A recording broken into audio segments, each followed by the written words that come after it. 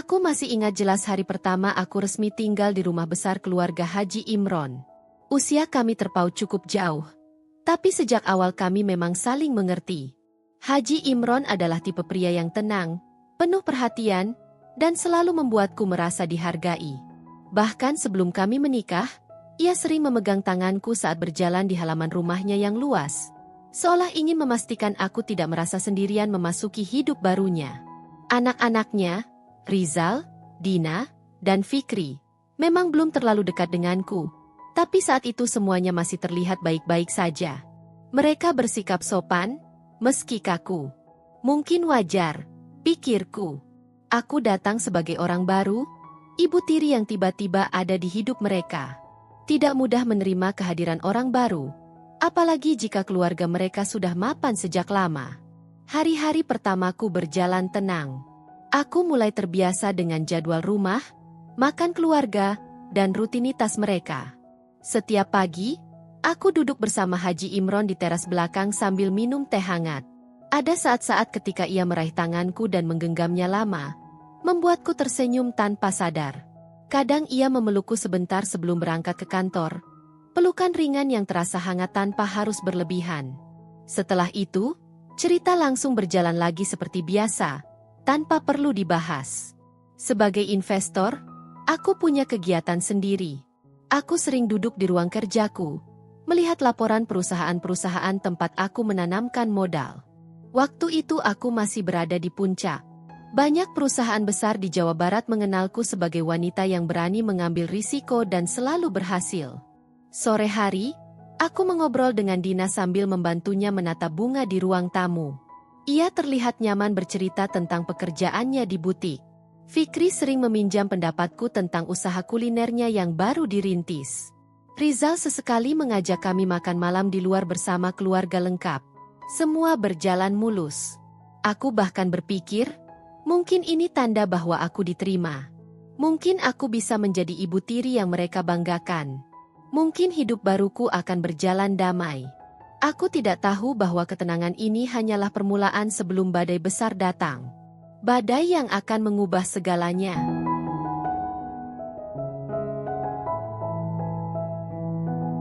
Hubungan kami tetap terlihat baik selama beberapa minggu. Kadang saat makan malam, aku melihat Rizal tersenyum kecil ketika Haji Imron memuji masakanku. Dina mulai sering menemaniku belanja kebutuhan rumah, dan Fikri beberapa kali datang ke ruang kerjaku hanya untuk bertanya pendapat tentang menu baru di kedainya. Walaupun kami belum benar-benar dekat, setidaknya semuanya terasa nyaman. Suatu sore, Haji Imron pulang lebih cepat dari biasanya. Ia mengetuk pintu ruang kerjaku pelan, lalu masuk sambil membawa 2 cangkir kopi. "Aku kangen ngobrol sebentar sama kamu," katanya sambil duduk di sebelahku. Aku tertawa kecil dan memegang lengannya. Kami berbicara soal rencana masa depan, termasuk keinginannya agar aku lebih terlibat dalam beberapa proyek keluarga. Ia bilang bahwa anak-anaknya perlu melihat peranku sebagai partner, bukan sekadar istri. "Kamu bagian dari keluarga ini, Yul," katanya sambil menatapku lembut. Tangannya menyentuh tanganku, hangat dan menenangkan. Sesaat ia memelukku ringan, lalu aku berdiri dan langsung kembali pada pekerjaan di meja. Tidak ada yang perlu dibesar-besarkan. Semuanya mengalir seperti biasa. Hari demi hari, aku makin yakin bahwa aku berada di tempat yang tepat. Tidak ada yang aneh. Tidak ada yang membuatku merasa asing. Aku bahkan mulai ikut mengatur acara kecil keluarga. Makan bersama, mengundang kerabat, atau hanya sekadar ngumpul sore-sore di taman. Dina tiba-tiba sering bercerita tentang masalah percintaannya. Fikri kadang memintaku mencicipi makanan baru buatannya. Bahkan Rizal yang biasanya sibuk, mulai terbuka dan bercerita tentang kerjaannya di kantor saham ayahnya. Mereka bukan anak kandungku, tapi aku benar-benar ingin menjadi sosok yang bisa diandalkan. Setiap kali mereka tertawa di meja makan atau memuji pilihanku untuk dekorasi rumah, ada rasa hangat yang sulit aku jelaskan. Seolah aku akhirnya punya keluarga yang menerimaku sepenuh hati. Namun, di tengah semua itu, aku mulai memperhatikan sesuatu. Tatapan-tatapan kecil dari kerabat jauh Haji Imron setiap kali ada acara keluarga. Bisik-bisik yang langsung hilang saat aku mendekat. Ekspresi ragu yang mereka sembunyikan dengan senyum tipis. Aku tidak pikirkan terlalu jauh. Kupikir itu hanya rasa penasaran orang-orang terhadap istri baru Haji Imron. Tapi ternyata, itu adalah tanda-tanda awal yang tidak aku sadari. Sesuatu sedang menunggu di depan. Sesuatu yang perlahan akan merusak semua ketenangan yang baru saja kurasakan.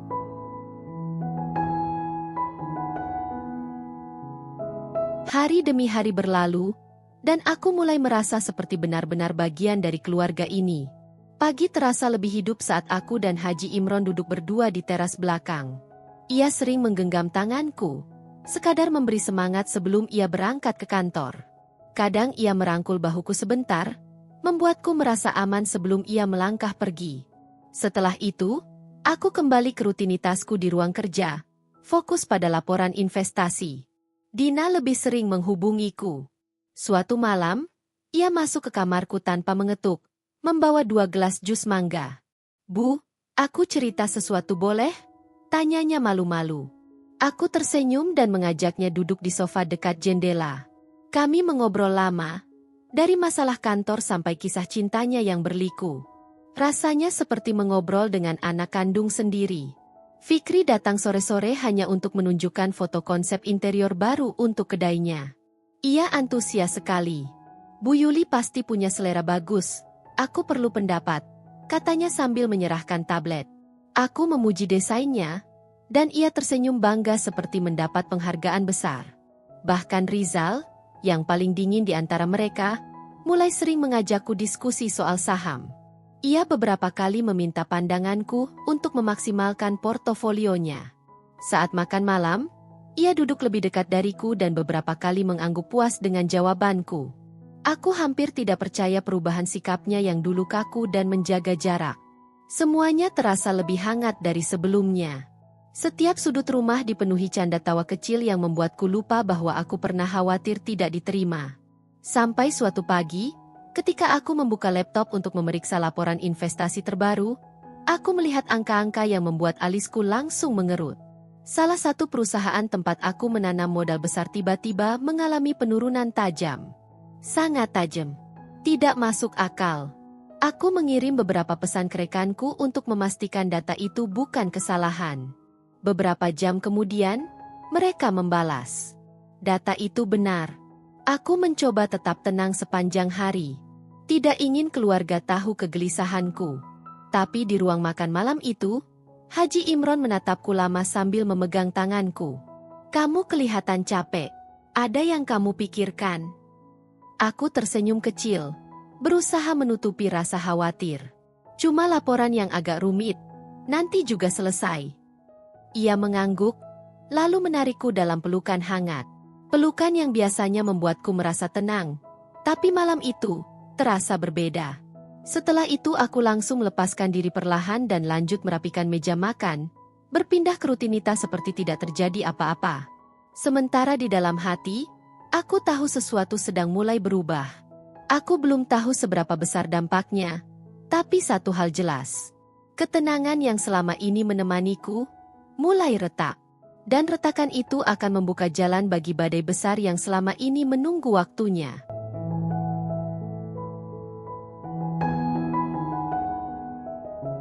Keesokan paginya, krisis itu meledak lebih cepat daripada yang kubayangkan. Saat aku sedang membuat teh hangat di dapur, ponselku bergetar berkali-kali. Notifikasi dari grup investor, pesan pribadi dari rekan bisnis, hingga laporan angka yang jatuh bebas terus masuk tanpa henti. Salah satu perusahaan tempat aku menanam modal terbesar dinyatakan mengalami kerugian mendadak akibat kesalahan manajemen internal. Kerugian itu bukan kecil. Nilainya cukup besar untuk membuat portofolioku kelihatan seperti sedang tenggelam. Aku berdiri mematung di dapur sementara air teh di cangkirku mulai mendingin. Saat aku masih mencoba memahami situasinya, Dina masuk sambil mengikat rambut. "Bu, nanti sore ikut aku ke butik, ya? Ada koleksi baru, aku mau minta pendapat." Aku mengangguk pelan. "Nanti ibu lihat dulu, ya?"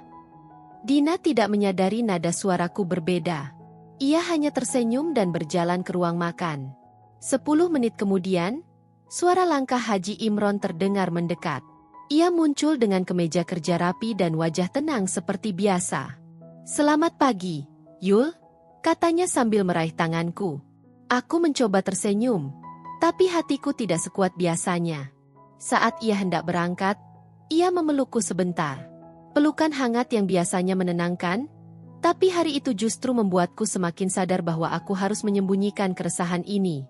Aku melepas pelukan itu lebih cepat dari biasanya, lalu berkata, "Hati-hati di jalan, ya." Namun rupanya, aku salah mengira bahwa masalahku masih aman dalam genggaman. Karena sore itu, rumah besar kami berubah suasana. Rizal pulang dengan wajah memerah, membawa beberapa lembar dokumen. Ia menatapku lama sebelum akhirnya menunjukkannya. "Bu, ini laporan yang viral di grup investor. Nama ibu ada di situ." Tanganku langsung dingin. Dina dan Fikri yang baru pulang berdiri di sampingnya, terlihat sama terkejutnya. Mereka membaca cepat isi dokumen itu. 3 pasang mata menatapku, kaget, bingung, dan perlahan berubah menjadi curiga. "Katanya ibu pemegang mayoritas di perusahaan itu," ujar Rizal dengan suara lebih rendah, "dan kerugiannya besar." Aku mencoba menjelaskan dengan tenang. Ini situasi yang tidak terduga. Ibu sedang mengurusnya. Tapi ini uang yang besar, Bu, kata Dina, suaranya mulai gemetar. "Kalau ini sampai merembet ke bisnis ayah, bagaimana?" Fikri tidak berkata apa-apa, hanya menunduk sambil menarik napas panjang. Untuk pertama kalinya sejak aku masuk ke keluarga ini, aku bisa merasakan jarak di antara kami. Jarak yang muncul begitu cepat, bahkan sebelum aku sempat menunjukkan apa yang sebenarnya terjadi. Aku ingin menjelaskan semuanya lebih detail, tapi Rizal menutup map itu dengan keras. "Kami cuma tidak mau ayah ikut terbawa masalah besar, Bu." Kalimat itu seperti hantaman keras yang tidak pernah aku siapkan sebelumnya. Aku tak berkata apa-apa. Tenggorokanku serasa tertutup. Malam itu, aku duduk sendirian di ruang kerja sambil menatap layar laptop yang menampilkan grafik penurunan tajam itu. Untuk pertama kalinya, aku merasa berada di posisi paling rapuh sejak aku menjadi bagian keluarga ini. Konflik awal itu akhirnya benar-benar dimulai. Dan aku tahu, ini baru permulaan.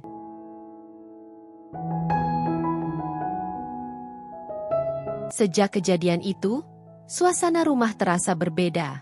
Tidak ada yang mengatakan apapun secara langsung, tapi aku bisa merasakan perubahan kecil yang menusuk pelan-pelan. Dina tak lagi memintaku menemaninya ke butik. Fikri lebih sering mengurung diri di kamar. Rizal bahkan tidak menyapaku pagi itu. Aku duduk di ruang kerja, menatap grafik penurunan yang terus bergerak. Uang yang hilang tidak main-main. Ini bukan sekadar kerugian, ini bisa mencoreng reputasiku sebagai investor yang selama ini dikenal berani dan tepat langkah. Aku harus melakukan sesuatu. Tujuanku jelas, menutup kerugian ini dan membuktikan bahwa aku bukan beban keluarga. Tapi jalannya tidak mudah. Aku menghubungi beberapa rekan investor, meminta data tambahan, dan menjadwalkan beberapa pertemuan. Namun banyak yang tiba-tiba menjauh. Ada yang mengulur jawaban, ada yang mendadak sibuk, ada pula yang memberikan respons dingin. Seolah-olah mereka menilai aku sudah tidak bisa dipercaya lagi. Siang itu, Haji Imron pulang lebih cepat. Ia masuk ruang kerja tanpa mengetuk. Wajahnya lelah, tapi ia tetap mencoba tersenyum. "Aku dengar kabarnya sudah menyebar, ya?" Aku menutup laptop perlahan. "Maafkan aku. Aku sedang berusaha memperbaikinya." Ia mendekat, kemudian duduk di sampingku. Tangan hangatnya meraih tanganku. "Sayang, kamu tidak sendirian. Aku percaya kamu bisa menyelesaikannya." Kata-katanya seharusnya menenangkan, tapi entah kenapa justru membuat air mataku hampir jatuh. Aku menyandarkan kepala di bahunya sebentar, dan ia memelukku pelan. Setelah beberapa detik, aku melepaskan diri dan kembali duduk tegak, melanjutkan pekerjaan seperti biasa. Namun setelah Haji Imron keluar, realitas kembali menamparku. Aku memang punya tujuan jelas, tapi rintangannya mulai terlihat berat. Malam harinya, aku menghadiri pertemuan penting dengan beberapa pengusaha besar di sebuah restoran. Mereka menyambutku dengan senyum tipis. Tapi setelah duduk, nada bicara mereka berubah. Bu Yuli, kami ragu untuk melanjutkan proyek ini dengan Anda, kata salah satu dari mereka. Kondisi portofolio Anda sedang tidak stabil, sambung yang lain. Aku mencoba membela diri, menjelaskan data, strategi, dan rencana perbaikan. Tapi mereka hanya saling pandang, lalu menggeleng perlahan. Aku menelan rasa pahit itu. Rintangan pertamaku jelas. Kepercayaan orang-orang mulai runtuh. Pada perjalanan pulang, aku melihat pesan dari Dina. Bu, besok kita tidak usah ikut meeting keluarga dulu ya. Kayaknya suasana masih belum siap. Aku menatap layar cukup lama sebelum akhirnya mematikan ponsel. Di rumah yang biasanya hangat, aku berjalan melewati ruang keluarga yang sepi. Tidak ada Dina menata bunga. Tidak ada Fikri menawarkan makanan baru. Tidak ada Rizal bertanya tentang saham. Hanya sunyi. Di kamar, aku duduk di tepi tempat tidur sambil memeluk lengan sendiri. Aku tahu jalan ini tidak akan mudah. Tapi aku sudah membuat keputusan. Aku harus bangkit. Apapun rintangannya. Aku menatap cermin di depanku dengan penuh tekad. Aku bukan beban, bisikku pada diri sendiri. Aku akan membuktikannya. Dan malam itu, aku mulai merancang strategi besar. Strategi yang mungkin menjadi satu-satunya jalanku untuk memulihkan semuanya.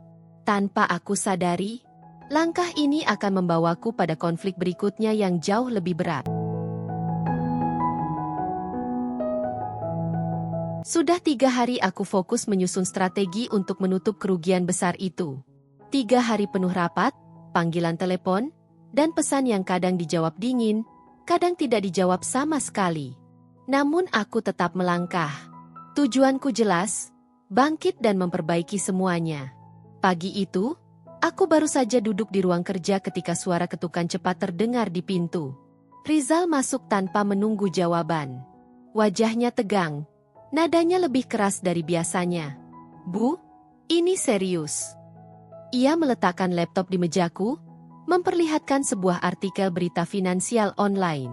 Judulnya membuat dadaku langsung sesak. Investor besar Jawa Barat diduga sebabkan perusahaan merugi. Haji Imron disebut kena dampaknya. Namaku terpampang jelas. Nama Haji Imron juga ikut terseret. Aku mencoba tetap tenang. Ini hanya berita sepihak. Mereka tidak tahu kondisi sebenarnya. Rizal menggeleng cepat. Bu, ayah dipanggil direksi kantor saham pagi ini. Banyak klien besar mulai ragu. Mereka takut ayah terseret masalah. Ini bukan sekadar kerugian pribadi ibu lagi. Suasana berubah lebih dingin ketika Dina dan Fikri masuk menyusul. Wajah mereka sama tegangnya. Aku juga dapat pesan dari klien butik, kata Dina pelan. Mereka nanya soal keluargaku terlibat kasus finansial. Fikri menatapku tanpa banyak bicara. Usaha aku jadi kena juga. Bu, orang-orang mulai ragu pesan menu catering buat event. Aku terdiam. Ini, konflik kedua yang lebih besar dari yang kupikirkan. Bukan hanya aku yang terkena dampaknya. Keluarga ini juga ikut terseret. Ayah belum tahu berita ini? Tanyaku akhirnya. Rizal menghela napas. Ayah sudah baca. Dia kelihatan tenang, tapi aku tahu dia tertekan. Semua orang di kantor nanya soal ini. Aku merasa lututku melemah, tapi aku tetap duduk di kursi dengan tegar. Dina memandangku, suaranya bergetar saat berbicara. Bu, kami nggak benci ibu. Tapi kalau ini makin parah, reputasi keluarga kita bisa hancur. Kalimat itu membuat ruangan terasa makin sempit. Kemudian terjadi sesuatu yang membuat situasinya makin kacau. Ponselku berbunyi. Nomor yang sangat kukenal muncul di layar. Salah satu temanku yang dulu pernah memberiku pinjaman besar. Aku angkat. Yuli, suara di seberang terdengar tajam. Aku baru dengar masalah investasinya. Kita perlu bicara soal hutangmu. Aku ingin semua dibayar secepat mungkin. Kalau tidak, aku akan menempuh jalur lain. Aku menutup mata. Ini benar-benar tidak terduga. Aku belum menceritakan soal hutang miliaran itu pada keluarga. Hutang yang kuambil dulu untuk menutup kerugian sementara, yang kini malah bertambah parah. Dina menatapku khawatir. Bu, suara siapa tadi? Aku menarik napas panjang. Teman bisnis lama. Rizal melipat tangan. Bu, kita butuh kejelasan. Jangan sampai ada hal lain yang kami nggak tahu. Aku membuka mulut, ingin jujur, tapi suaraku tercekat. Jika aku bilang semuanya sekarang, mereka pasti mengira aku benar-benar membawa bencana ke keluarga ini. Namun jika aku tidak jujur, konflik ini akan meledak lebih besar. Aku akhirnya berdiri dari kursi. Ibu akan selesaikan semuanya. Ibu janji. Dina menatapku lemah. Kami cuma berharap ayah nggak jadi korban dari semua ini. Setelah mereka keluar, aku duduk kembali, menutup wajah dengan kedua tangan. Konflik kedua ini lebih berat, lebih personal, lebih menghantam. Bukan saja reputasiku jatuh, tapi kini aku harus menghadapi kenyataan bahwa hutang masa laluku bisa meruntuhkan seluruh keluarga Haji Imron. Dan aku tahu, setelah ini, rintangannya akan jauh lebih sulit.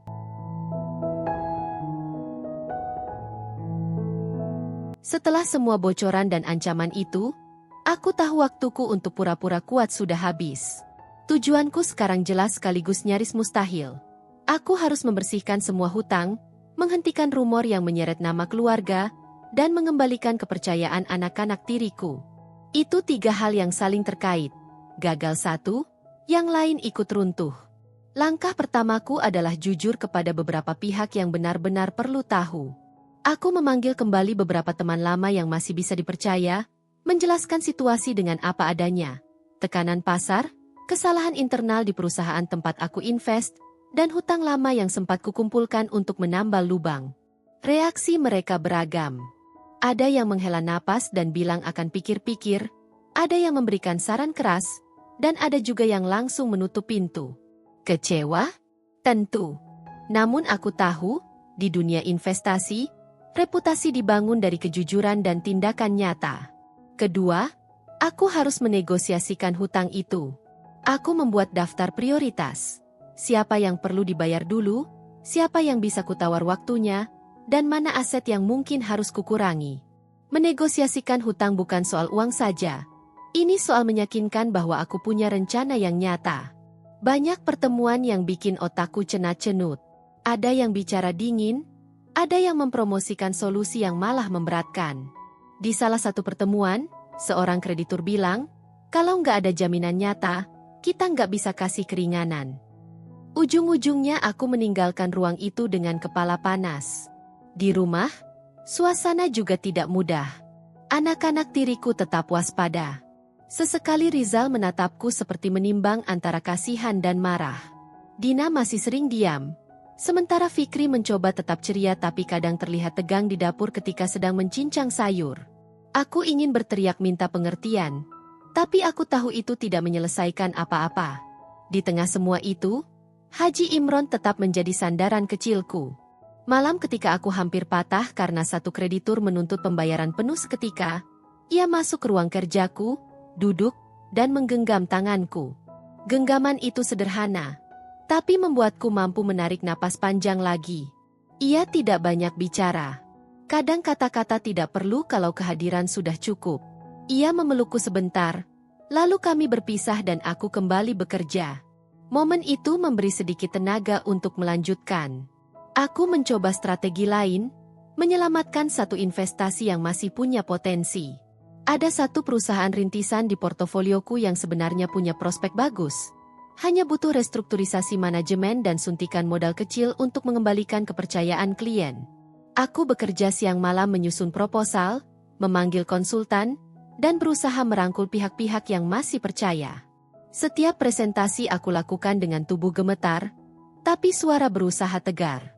Rintangannya datang bertubi-tubi. Berita miring di portal online terus berjalan. Beberapa rekan lagi-lagi mundur dari pembicaraan. Salah satu teman lama yang sempat kukira bisa membantu ternyata menolak karena takut terlibat. Bahkan ada yang mulai menyebar lagi cerita lama tentang keputusan-keputusan investasiku yang kontroversial. Rasanya seperti berjalan di tengah badai. Sementara payungku bolong di beberapa titik. Tapi ada pula tanda-tanda kecil yang membuatku tidak putus asa. Seorang konsultan memberi komentar positif setelah melihat rencana restrukturisiku. Seorang pemilik kafe tempat Fikri sering latihan menyatakan akan tetap memesan catering darinya. Dan Dina, meski jarang bicara, sekali waktu menaruh secangkir teh hangat di meja kerja dan hanya berkata, "Semangat, Bu." Kata itu sederhana, tapi menyentuh. Di akhir hari, aku duduk di teras depan, memandang lampu kota yang redup. Semua pilihan terasa berat. Jika satu langkah salah, bukan hanya aku yang jatuh, keluarga ini juga. Pilihan yang harus kuhitung bukan lagi soal untung rugi finansial semata, tapi soal harga diri, martabat, dan kepercayaan. Aku menutup mata sejenak lalu membuka kembali, menatap kalender yang penuh jadwal pertemuan. Aku harus pilih jalan yang paling mungkin menyelamatkan semuanya. Aku berbisik pada diri sendiri. Walau harus mengorbankan sesuatu yang aku sayang. Besok aku harus menghadapi sidang kecil dengan kreditur yang paling keras. Besok aku harus menunjukkan bahwa aku bukan beban. Besok, mungkin jadi titik balik, atau pintu yang menutup. Namun satu hal yang ku tahu pasti, aku tidak akan mundur sebelum mencoba segala cara. Dan entah bagaimana, di antara ketakutan dan rencana itu, ada harapan tipis yang membuatku tetap melangkah.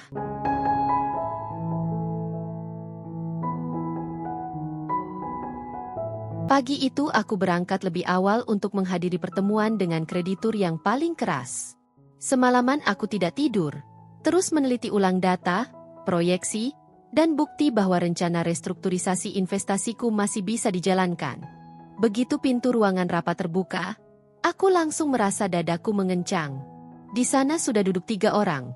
2 pria parubaya dan 1 wanita dengan ekspresi yang hampir tidak bisa dibaca. "Apa rencana Anda kali ini?" tanya salah satu pria tanpa basa-basi. Aku mulai presentasi. Tanganku dingin, tapi suaraku kupaksa stabil. Aku jelaskan alur pendapatan, jaminan aset yang masih bisa dipakai, dan timeline pembayaran yang realistis. Beberapa kali mereka menyela dengan pertanyaan tajam. Aku jawab satu persatu tanpa mencoba terdengar defensif. Yang penting mereka tahu aku serius. Sekitar 40 menit berlalu, suasana di ruangan mulai sedikit melunak. Wanita itu menutup mapnya dan berkata, "Rencananya masuk akal. Tapi kami tetap butuh jaminan bahwa Anda nggak akan tiba-tiba kabur dari tanggung jawab." "Aku nggak akan lari," jawabku. "Aku sudah kehilangan cukup banyak untuk tahu bahwa kabur bukan solusi." Mereka saling bertukar pandang. Lalu pria yang dari tadi paling galak akhirnya bicara, "Kami kasih penundaan 3 bulan. Dengan syarat, laporan keuangan harus lengkap dan update setiap minggu."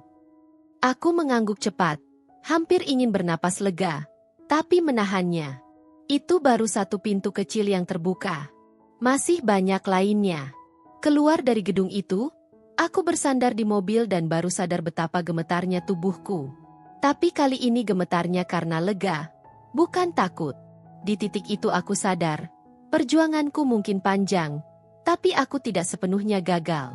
Setidaknya ada satu hal yang berhasil kuperbaiki hari ini. Sore hari, aku pulang lebih cepat. Baru mau masuk rumah, aku mendengar suara berisik dari ruang tengah. Rupanya Rizal dan Fikri sedang adu argumen. Dina duduk di sudut, wajahnya lelah tapi berusaha tetap tenang. "Ada apa ini?" tanyaku sambil menutup pintu. Fikri menunjuk Rizal. "Kak Rizal bilang teman-teman dia lihat berita soal ibu. Terus dia marah-marah sama mereka. Tapi malah jadi ribut besar." Rizal menggigit bibir, jelas kesal. "Mereka ngata-ngatain ibu. Bilang keluarga kita bakal bangkrut. Bilang ibu cuma nyusahin ayah." Aku panaslah, "Bu." Ucapan itu menusukku, tapi bukan karena malu. Lebih karena aku tahu dia marah karena membela aku. Aku mendekati Rizal. "Kamu nggak salah kalau bela keluarga. Tapi jangan sampai kamu yang kena masalah. Ya, orang ngomong seenaknya itu memang ada. Tapi kita nggak perlu buktiin apa-apa ke mereka sekarang. Kita fokus beresin keadaan kita dulu." Dina akhirnya berdiri dan ikut bicara. Suaranya lembut. "Kita lagi susah. Jadi jangan tambah ribut, Kak." Rizal menghela napas dan duduk. "Maaf, aku cuma capek." Aku merangkulnya sebentar, sekadar memastikan dia tahu aku menghargai usahanya. Untuk pertama kalinya setelah sekian lama, ruang tengah rumah kami terasa seperti rumah lagi. Meski masih banyak luka dan ketegangan, kami mulai bicara seperti keluarga yang sama-sama bertahan. Malamnya, saat semua sudah masuk kamar, ponselku bergetar. Ada pesan dari seseorang yang tidak kusangka akan menghubungi lagi.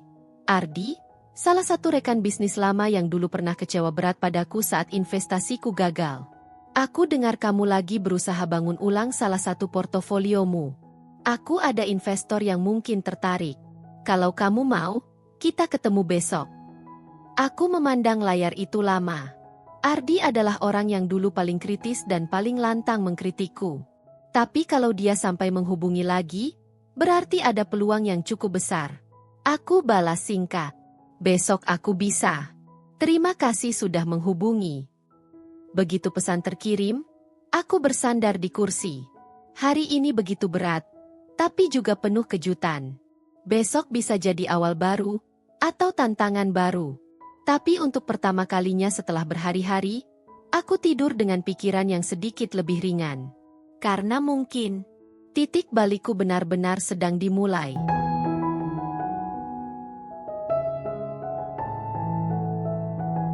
Pagi-pagi sekali aku sudah duduk di sebuah kafe yang cukup sepi di pusat kota.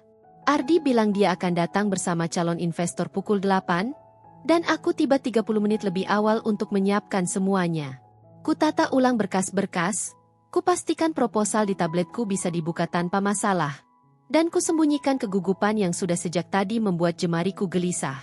Tepat pukul 8 lebih sedikit, Ardi datang bersama seorang pria berjas abu-abu. Tubuhnya tegap, wajahnya datar, dan tatapan matanya dingin seperti sedang menghitung setiap detikku. Aku segera berdiri menyambut mereka. Yuli, ini Pak Andra, kata Ardi. Pak Andra menjabat tanganku dengan tekanan kuat. Saya sudah baca sekilas bahan yang Anda kirim. Mari kita bahas. Aku mengangguk dan duduk kembali. Aku mulai mempresentasikan rencanaku dari awal. Bagaimana aku ingin membentuk ulang portofolio yang dulu sempat gagal. Bagaimana arus kasnya akan berjalan. Dan bagaimana bagiku proyek ini menjadi satu-satunya jalan untuk melunasi sisa hutang dalam waktu masuk akal. Awalnya Pak Andra hanya diam, hanya sesekali mengangguk. Tapi ketika aku masuk ke fase proyeksi keuntungan, ia mendadak mengangkat tangan. Stop. Aku terdiam. Semua ini bagus, tapi terlalu optimis. Tatapannya menembus rasa percaya diriku. Reputasi Anda sedang buruk, dan risiko untuk saya terlalu besar. Dadaku langsung turun. Saya paham risikonya, Pak, tapi saya juga siap memberi jaminan tambahan. Jaminan apa? Tanyanya cepat. Aku menunjukkan beberapa aset pribadi yang masih tersisa. Tapi Pak Andra malah bersandar dan menghela napas panjang. Bu Yuli, saya sudah pernah kerjasama dengan orang yang kehilangan kendali karena kesalahan investasi. Anda terlihat seperti orang baik, tapi saat ini Anda bukan pilihan yang aman. Diam. Seng. Dan kalimat itu seperti meninju tepat di ulu hati. Ardi menatapku dengan canggung. Pak, mungkin masih bisa dipertimbangkan. Tolong jangan buang waktu saya. Dia. Pak Andra berdiri. Maaf, Bu Yuli. Saya mundur. Tanpa memberi kesempatan apapun, ia pergi begitu saja. Aku hanya duduk, masih memegang tablet yang tiba-tiba terasa berat. Rasanya seperti seluruh usahaku selama beberapa minggu terakhir runtuh sekali lagi. Ardi menatapku. Bersalah tapi tidak bisa berbuat apa-apa. Aku kira dia akan tertarik. Yul, katanya pelan. Aku tersenyum kaku. Nggak apa-apa. Aku sudah terbiasa ditolak akhir-akhir ini. Padahal hatiku terasa retak sedikit demi sedikit. Perjalanan pulang terasa panjang. Aku menatap jalanan dari balik jendela mobil sambil memikirkan semua pintu yang baru saja tertutup. Penundaan 3 bulan dari kreditur sudah kuperoleh. Tapi tanpa dana baru, aku tidak akan bisa menjalankan rencana restrukturisasi. Jika dalam waktu dekat tidak ada keajaiban, semuanya bisa jatuh lagi. Sampai rumah, aku langsung masuk kamar kerja dan menatap tumpukan berkas di meja. Saat itulah air mata yang sejak tadi kutahan mulai menetes satu-satu. Aku sudah berusaha sekuat ini, tapi kenapa hasilnya masih begini? Gumamku lirih. Aku tidak menangis keras, hanya diam sambil memegangi wajah. Bukan karena malu, tapi karena capek. Sangat capek. Rasanya semua jalan tertutup. Tiba-tiba pintu kamar kerja diketuk pelan. Bu! Suara itu suara yang tidak kuduga. Dina!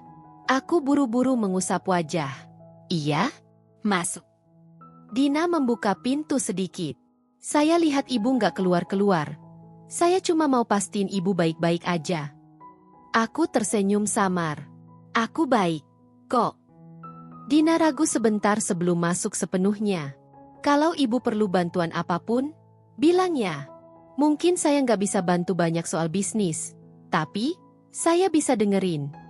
Kalimat sederhana itu rasanya hangat sekali.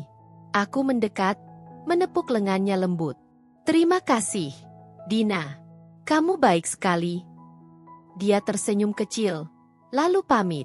Dan anehnya, setelah Dina keluar, ruang kecil di kamar kerja itu terasa sedikit lebih terang. Malam datang, aku duduk di teras belakang sambil menatap lampu-lampu kota. Angin berhembus pelan. Aku merasa tenang, tapi juga benar-benar bingung apa langkah berikutnya.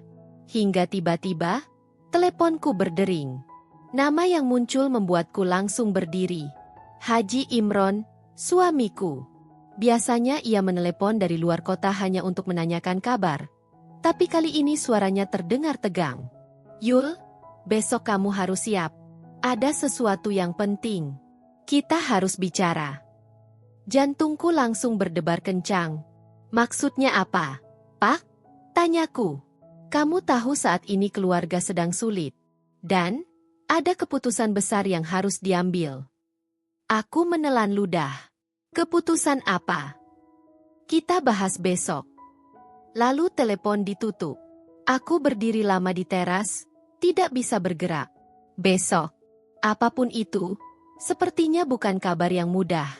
Pagi itu suasana rumah terasa lebih sunyi dari biasanya. Seolah seluruh dindingnya tahu bahwa hari ini akan ada sesuatu yang berat. Aku bangun lebih awal, tapi tubuhku rasanya lemas sejak bangun tidur. Pikiranku terus memutar percakapan semalam dengan Haji Imron. Keputusan besar yang harus diambil. Kata-kata itu terus bergema. Aku turun ke ruang makan. Dina sedang merapikan meja, dan Rizal serta Fikri masih bersiap untuk berangkat. Mereka semua menyapaku dengan hangat, tapi aku hanya membalas dengan senyum tipis. Kepalaku penuh. Haji Imron tiba sekitar pukul 9. Suara mobilnya saja sudah membuatku terdiam. Begitu ia masuk rumah, matanya langsung mencari aku. Wajahnya lelah, tapi sorotnya tegas. Yul, kita bicara di ruang kerja, katanya. Aku mengikuti langkahnya. Setiap ayunan kakinya seperti menambah berat di dadaku. Di ruang kerja, ia duduk. Aku ikut duduk berhadapan. Sunyi sebentar, sampai akhirnya ia menarik napas panjang. Yuli, aku ngomong apa adanya ya. Aku mengangguk. Kondisi bisnis lagi berat. Kamu tahu, uang yang kamu pinjam waktu itu, jumlahnya besar. Aku sudah berusaha nutupin supaya anak-anak nggak panik, tapi mereka sudah mulai curiga. Aku menunduk pelan. Aku tahu, Pak, dan aku sudah berusaha keras buat. Nggak cuma itu. Ia memotong dengan suara pelan tapi tegas. Ada beberapa pihak yang ingin mempertanyakan aset kita. Dan sekarang, mereka mulai mengarah ke kamu. Aku terdiam. Jantungku berdetak makin cepat. Ada 2 pilihan, lanjutnya. Pertama, kamu berhenti total dari semua rencana investasimu. Fokus hanya bayar hutang. Kita jual sebagian aset kita, termasuk aset atas namamu. Aku menahan napas. Itu berarti aku kehilangan semua kesempatan untuk bangkit. Kedua, Haji Imron menatapku lama. Untuk sementara, kamu keluar dari rumah ini. Aku langsung kaku. Sebuah jeda panjang memisahkan kata-katanya dari napasku. Apa? Maksudnya? Suaraku bergetar. Bukan cerai, katanya cepat. Tapi kalau kamu tetap di sini, tekanan dari luar akan makin besar. Termasuk ke anak-anak. Kalau kamu menghindar sebentar, mungkin keadaan bisa lebih tenang. Kamu bisa fokus cari jalan keluar tanpa beban mereka. Aku menatapnya tidak percaya. Jadi, aku jadi kambing hitam. Bukan begitu, Yul. Ini demi kita. Aku menggeleng perlahan. Aku ini istrimu. Ibu tiri anak-anakmu. Tapi pilihan yang kamu kasih cuma, pergi atau menyerah. Ia menutup wajah sebentar. Aku juga bingung. Yul. Aku juga capek. Tapi keadaan ini udah terlalu berat. Untuk pertama kalinya, aku melihat suamiku sendiri tidak bisa membelaku. Itu lebih menyakitkan dari semua penolakan investor manapun. Aku berdiri perlahan. Kalau aku pilih tetap di sini. Ia memandangku dengan mata yang penuh tekanan. Risikonya terlalu besar buat keluarga ini. Kata, keluarga ini, terasa seperti tembok yang memisahkan aku dari mereka. Aku ingin marah, ingin berteriak, tapi aku tahu itu tidak akan menyelesaikan apapun. Jadi aku duduk kembali, mencoba bernapas pelan. Kasih aku waktu mikir 1 hari, kataku lirih. Haji Imron tidak menjawab, hanya mengangguk. Sepanjang hari pikiranku kacau. Aku berjalan mondar-mandir di kamar, tak mampu fokus. Sesekali aku menatap jendela, berharap ada keajaiban turun dari langit. Tapi tidak ada apa-apa. Menjelang sore, Dina mengetuk pintu kamarku. Bu, ayah pulang lagi ya? Kok tadi suasananya tegang? Aku tersenyum sambil menahan napas. Ada pembahasan soal bisnis. Tapi, belum selesai. Dina mendekat. Kalau ibu butuh apa-apa, bilang saya ya. Aku hampir menitikkan air mata karena perhatian itu. Terima kasih, Dina. Dina memelukku singkat, kemudian pergi. Momen itu membuatku menahan diri agar tidak runtuh. Malamnya, aku duduk di tempat tidur sendirian. Di sampingku, koper kecil sudah terbuka. Bukan karena aku sudah memilih, tapi karena aku tidak tahu harus bagaimana. Jika aku berhenti total dari rencana investasiku, hutangku tidak akan cepat selesai. Itu berarti bebanku pada keluarga semakin panjang. Tapi kalau aku pergi, aku kehilangan rumah ini. Perlahan, aku kehilangan keluargaku. Dua-duanya menyakitkan. Dua-duanya bukan pilihan yang ingin kuambil. Saat aku menutup koper itu, aku menyadari satu hal. Apapun yang kupilih, akan mengubah seluruh hidupku. Di titik ini, semua jalan seolah tertutup. Dan aku hanya punya satu langkah terakhir, yang harus kupikirkan sebelum fajar datang.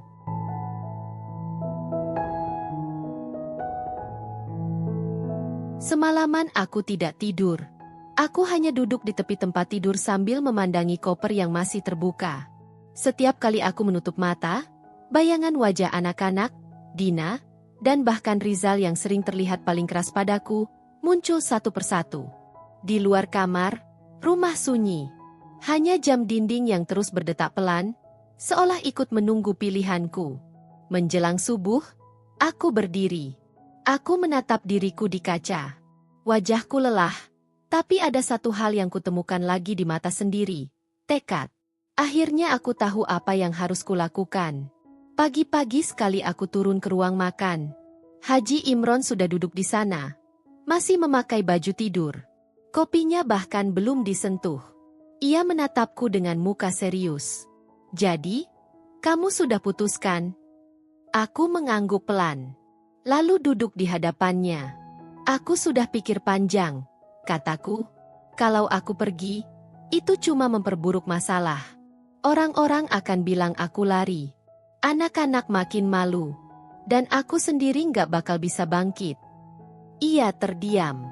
Aku memutuskan untuk tetap di rumah ini, lanjutku. Haji Imron menghela napas berat. Seperti sudah menduga. Yul, aku ngerti kamu keras. Tapi kamu lihat sendiri situasinya. Saya memilih tetap berjuang. Aku memotong dengan suara yang lebih mantap. Tapi bukan tanpa rencana. Aku mengeluarkan beberapa kertas dari map kecil yang kubawa. Semua sudah kupersiapkan sejak dini hari tadi.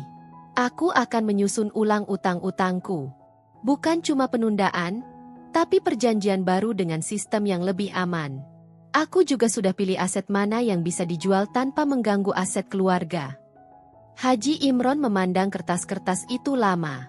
Apa ini cukup? Belum, jawabku jujur. Tapi ini langkah pertama yang lebih baik daripada pergi dan bikin semuanya makin ribut. Ia menyandarkan tubuh. Kalau kamu tetap di sini, kamu siap hadapi semua tekanan itu? Aku menatapnya dalam. Iya, aku harus siap. Aku yang bikin kesalahan, aku juga yang harus memperbaikinya.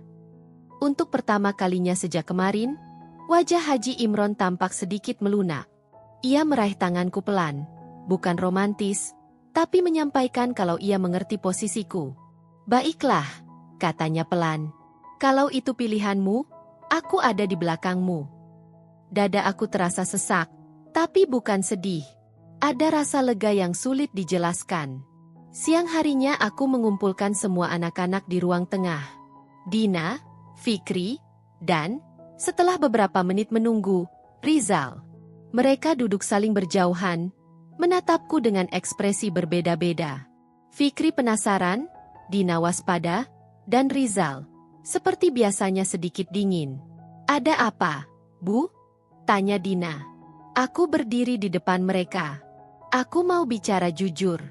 Masalah yang terjadi sekarang memang karena aku. Tapi aku nggak akan lari. Aku tetap di sini karena aku ingin bertanggung jawab dan memperbaiki semuanya. Fikri menelan ludah. Tapi hutangnya kan besar. Aku tahu, jawabku. Dan aku sudah mulai bergerak. Aku minta izin kalian untuk terus berjuang dari rumah ini. Aku janji, aku akan menyelesaikan semuanya. Sunyi beberapa detik. Rizal mengangkat bahu. Selama ibu nggak nyusahin ayah lagi, ya udah. Itu kalimat yang paling lunak dari Rizal selama ini. Dan aku langsung sadar itu bentuk dukungan versi dia. Dina tersenyum kecil. Saya dukung ibu. Fikri mengangguk pelan. Aku juga. Dadaku hangat. Untuk pertama kalinya, mereka tidak memandangku sebagai beban, tapi seseorang yang juga berusaha. Sore hari, aku keluar rumah untuk mengunjungi seorang teman lama. Bu Mira, seorang pengusaha properti yang dulu pernah bekerja sama denganku. Rumor tentang kesulitanku pasti sudah sampai padanya. Begitu aku sampai, ia membukakan pintu dengan tatapan terkejut. Yuli, kamu kelihatan capek sekali. Aku duduk dan langsung memulai pembicaraan. Tidak perlu basa-basi. Aku ceritakan semuanya, termasuk rencanaku yang baru. Aku butuh kesempatan buat ikut proyek yang kamu buka bulan depan. Kataku jujur. Aku nggak minta modal. Aku cuma mau dilibatkan dan bagi hasil nanti dipakai untuk bayar hutang. Bu Mira terdiam lama. Sangat lama. Akhirnya ia berkata, kalau ini orang lain, aku pasti langsung nolak. Tapi kamu, aku tahu kamu pekerja keras. Dan aku juga tahu kamu lagi jatuh. Jadi, ia mengangguk. Baik, aku kasih kamu kesempatan. Aku menutup mulut sebentar, menahan agar tidak menangis di depannya. Malam itu saat aku pulang, rumah sudah tenang. Anak-anak sudah di kamar masing-masing. Aku duduk di teras belakang, angin malam terasa hangat. Untuk pertama kalinya setelah semua ini dimulai, aku merasa tidak sendirian. Aku punya keluarga yang mulai percaya. Aku punya rencana yang jelas. Aku punya kesempatan baru. Ini mungkin jalan paling sulit yang pernah kuambil. Tapi ini juga jalan yang paling benar. Dan besok, aku akan berjuang lebih keras lagi. Pagi itu aku bangun dengan perasaan berbeda. Tubuhku masih lelah. Tapi ada sesuatu di dalam diri yang terasa lebih kuat. Mungkin karena untuk pertama kalinya setelah sekian lama, aku punya harapan nyata. Aku membuka jendela kamar. Matahari baru naik, hangat dan lembut. Ini hari yang penting, bisikku pada diri sendiri. Hari ini aku harus menyelesaikan dua hal sekaligus. Meeting final dengan Bu Mira dan tim investor, serta menyerahkan dokumen restrukturisasi hutang ke pihak kreditur. Jika semuanya berjalan lancar, itu akan menjadi pondasi terakhir untuk bangkit. Setelah sarapan, aku turun ke ruang keluarga. Dina dan Fikri sudah rapi, siap berangkat sekolah. Rizal menyusul dari tangga sambil menggenggam tasnya. Dina melihatku dan tersenyum hangat. Ibu kelihatan lebih segar hari ini. Aku usahakan begitu, jawabku sambil menertawakan diri sendiri. Fikri mendekat. Bu, semoga meetingnya lancar ya. Aku sama Kak Rizal tadi sempat ngobrol, kita dukung ibu. Aku menatap mereka satu persatu. Ada sesuatu di dada yang langsung meledak menjadi rasa hangat. Rizal menatap ke arah lain tapi pelan-pelan berkata, "Iya bu, semangat." Walau nadanya datar, itu sudah lebih dari cukup. Aku menahan diri untuk tidak memeluk mereka semua, tapi aku menyentuh bahu mereka perlahan. Terima kasih. Doa kalian itu paling penting. Aku berangkat ke kantor Bu Mira menggunakan mobil sendiri. Di jalan, aku terus mengulang presentasi di kepala, memastikan tidak ada yang terlewat. Setibanya di gedung, aku disambut stafnya dan langsung diarahkan ke ruang rapat. Di dalamnya sudah ada 3 investor yang sebelumnya belum pernah kutemui. Mereka memandangku dengan tatapan penuh analisis. Tidak menghakimi, tapi jelas mereka ingin yakin. Bu Mira menyambutku hangat. Baik, kita mulai ya. Aku berdiri di depan mereka dengan tangan sedikit bergetar, tapi aku menenangkan diri. Lalu aku mulai menjelaskan semuanya. Mulai dari proyeksi, strategi, keuntungan, pembagian hasil, sampai roadmap jangka panjang. 15 menit berlalu. 30 menit. 40. Mereka mulai melempar pertanyaan yang panjang dan tajam. Aku menjawab satu persatu tanpa ragu. Bukan karena aku paling hebat, tapi karena aku benar-benar mempersiapkan ini semaksimal mungkin. Setelah 1 jam, mereka meminta waktu untuk berdiskusi. Aku keluar ruangan dan menunggu di lorong. Tanganku dingin. Beberapa menit terasa seperti 1 jam. Akhirnya, pintu terbuka. Bu Mira tersenyum kecil. Senyum yang tidak bisa kutebak apakah baik atau buruk. "Yuli, masuk." Aku masuk perlahan. Para investor duduk dengan wajah serius, lalu pria yang duduk paling tengah berbicara. "Kami sudah lihat proposalmu. Kami juga sudah dengar track record MU, baik yang baik maupun yang buruk." Aku menahan napas. "Tapi kami juga lihat bagaimana kamu bangkit." Ia berhenti sebentar. "Dan kami memutuskan untuk bekerja sama denganmu." Aku membeku. Untuk 2 detik aku tidak bisa bicara. Lalu dadaku langsung terasa penuh. "Terima kasih. Sungguh terima kasih." Ujarku dengan suara yang hampir pecah. "Ini bukan akhir. Tapi ini adalah kabar paling penting yang kubutuhkan." Sore, aku menuju kantor kreditur paling besar. Kukumpulkan semua dokumen, laporan, proyeksi, perjanjian baru, dan rencana pembayaran yang diperkuat dengan kerjasama baruku. Mereka memeriksa semuanya perlahan. Salah satu dari mereka mengangguk sambil membaca halaman terakhir. "Ini jauh lebih rapi dari yang kami kira," katanya. "Kami setuju dengan restrukturisasi ini. Pembayaran bisa mulai bulan depan." Dadaku langsung terasa lega. Sangat lega. Aku menunduk hormat. "Terima kasih banyak." Begitu keluar dari gedung itu, aku baru sadar betapa lututku gemetar karena lega. Semua jalan yang kemarin terasa tertutup, sekarang mulai terbuka sedikit-sedikit.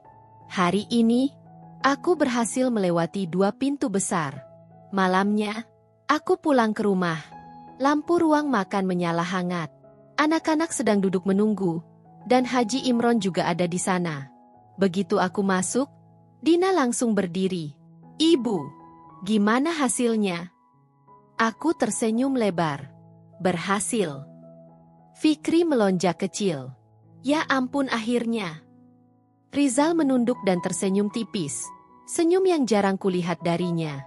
"Selamat, Bu." Haji Imron berdiri dan menghampiriku. "Aku bangga sama kamu, Yul," katanya pelan. Ia memegang tanganku sebentar. Gerakan penuh ketulusan, bukan drama. Aku tidak menolak. Aku hanya membalas genggamannya sebentar. lalu melepaskannya pelan ketika anak-anak mulai menggoda dari belakang. Kami tertawa kecil bersama. Untuk pertama kalinya, rumah ini terasa seperti keluarga yang utuh. Malam itu aku duduk di kamar sambil menatap ponselku. Bukan untuk melihat notifikasi, tapi untuk menyadari bahwa aku memilih tetap tinggal, dan aku tidak salah. Hari ini bukan akhir perjuangan, tapi awal resolusi besar. Dan besok, aku akan mulai membangun kehidupan baruku bersama keluarga ini.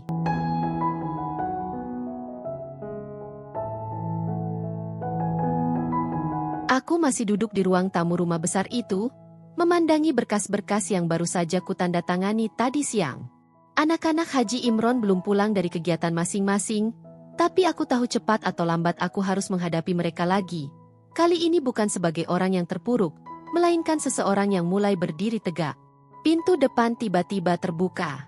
Rendra masuk dengan wajah kusut, seperti habis berdebat dengan seseorang.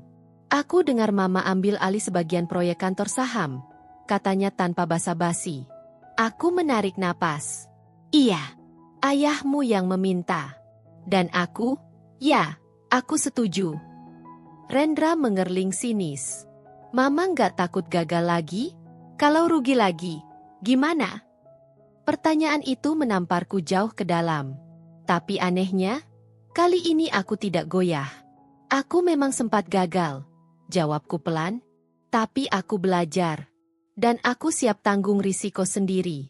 Aku nggak akan pakai uang ayahmu lagi. Semua modal yang kupakai sekarang adalah hasil kerja kerasku beberapa bulan terakhir. Rendra terlihat kaget.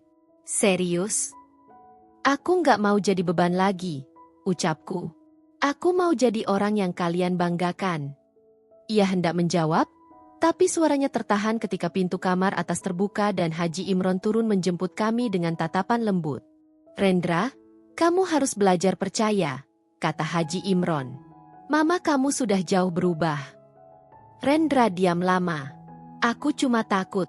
Semuanya terulang lagi. Aku juga takut, kataku jujur. Tapi kalau kita hidup cuma pakai rasa takut, nggak akan maju. Suasana tiba-tiba hening. Lalu, tanpa kusangka, Rendra duduk di sebelahku. Ia menunduk, suaranya lebih rendah daripada biasanya. Kalau Mama benar-benar serius, aku bakal bantu. Aku terpaku. Kamu, mau bantu aku? Ia mengangguk kecil. Aku lihat sendiri belakangan ini Mama kerja dari pagi sampai malam. Mama bahkan nolak banyak undangan teman-teman Mama. Aku tahu Mama memang berubah. Jadi, ya, aku bakal bantu sebisaku. Ada sesuatu di dadaku terasa hangat. Seperti pintu yang selama ini tertutup akhirnya terbuka sedikit. Haji Imron menepuk bahu anaknya dengan bangga. Nah, begitu dong. Sebelum suasana semakin emosional, ponselku bergetar. Notifikasi dari aplikasi saham. Aku menunduk dan melihat grafik naik signifikan. Proyek yang kupimpin baru saja menyentuh target penjualan cepat. Lebih cepat dari perkiraan. Aku berdiri refleks. Alhamdulillah, berhasil. Haji Imron tersenyum lebar. Rendra pun ikut menatap layar ponselku dengan mata membesar. Ini, beneran, Ma? Aku mengangguk, hampir tidak percaya. Ini baru awal, kataku lirih. Aku janji, aku bakal bangun nama keluarga ini. Biar kalian bisa bangga punya ibu tiri seperti aku. Rendra menegakkan badan. Kalau hasilnya begini, aku mulai bangga sekarang. Aku hampir tertawa, tapi mataku justru berkaca-kaca. Untuk pertama kalinya sejak aku masuk rumah ini, ada kalimat pengakuan yang rasanya menembus seluruh luka lamaku. Dan untuk pertama kalinya, aku merasa diterima. Setelah malam penuh kejutan itu, suasana rumah besar ini terasa berbeda. Entah kenapa, pagi ini ketika aku turun ke dapur, aku mendengar sesuatu yang selama ini nyaris mustahil terjadi. Tawa. Tawa yang datang dari anak-anak Haji Imron. Aku berhenti di ambang pintu. Aldi dan Nadine sedang bercanda sambil sarapan. Sesuatu yang dulu tidak pernah mereka lakukan saat aku muncul. Biasanya mereka langsung diam atau pergi. Aldi melihatku duluan. Ma, sarapan? Aku sempat terpaku. Iya, boleh kan? Ya bolehlah, jawabnya sambil geser kursi di sebelahnya. Duduk sini, Ma. Aku duduk perlahan, masih tidak percaya dengan sikap mereka. Ma, Nadine memanggilku pelan tapi jelas. Aku lihat berita perusahaan Mama. Semua pada bilang kalau Mama berhasil naikin valuasi proyek dalam waktu singkat. Itu keren banget. Pipiku terasa hangat. Kalian baca? Masa enggak? Itu viral di grup teman-teman aku. Jawabnya sambil tersenyum kecil. Ada yang bilang Mama tuh inspiratif banget. Bisa bangkit lagi setelah rugi besar. Aldi menimpali. Iya, Ma. Bahkan teman-teman kantorku nanya, itu yang investor baru itu ibu loh, Di? Aku bilang iya dong. Bangga banget. Aku terdiam. Kata, bangga. Itu terasa seperti hadiah yang selama ini tidak pernah kubayangkan akan kudengar dari mereka. Sebelum aku menjawab, Haji Imron tiba-tiba muncul sambil bawa tablet. Sayang, lihat ini. Ia meletakkan tablet di meja. Di layar, ada artikel online dengan judul mencolok. Kebangkitan Hajah Yuli. Dari terpuruk karena rugi miliaran hingga menjadi investor paling berpengaruh di Jawa Barat. Aku menutup mulutku, nyaris tidak percaya itu adalah diriku. Ayah bangga banget sama kamu, kata Haji Imron lembut. Kamu bukan cuma bangkit, kamu melompat. Aldi dan Nadine mengangguk setuju. Rendra yang baru turun dari tangga pun ikut menatap layar, lalu menoleh padaku. Ma, sejujurnya dulu aku pikir Mama cuma bikin masalah. Tapi hari ini aku tahu, Mama itu justru penyelamat keluarga ini. Hatiku serasa diremas pelan. Perih karena mengingat masa lalunya, tapi hangat karena akhirnya semuanya berubah. Maaf ya, kata Rendra lirih. Untuk semua sikap kasar aku dulu. Aku menggeleng sambil tersenyum. Mama juga banyak salah. Kita semua belajar. Haji Imron menambahkan, keluarga bukan tentang siapa yang datang duluan, tapi siapa yang bertahan walau susah. Dan Yuli, kamu sudah buktiin itu. Aku memejamkan mata sejenak, menahan air yang hampir jatuh. Di tengah suasana haru itu, Nadine tiba-tiba berkata, Ma, minggu depan aku ada acara kampus. Aku mau Mama ikut, sebagai tamu kehormatan. Aku terkejut. Mama? Kenapa?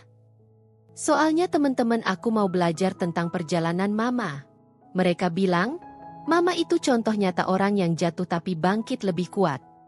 Aldi ikut bersuara, dan setelah itu, kita makan bareng ya, Ma.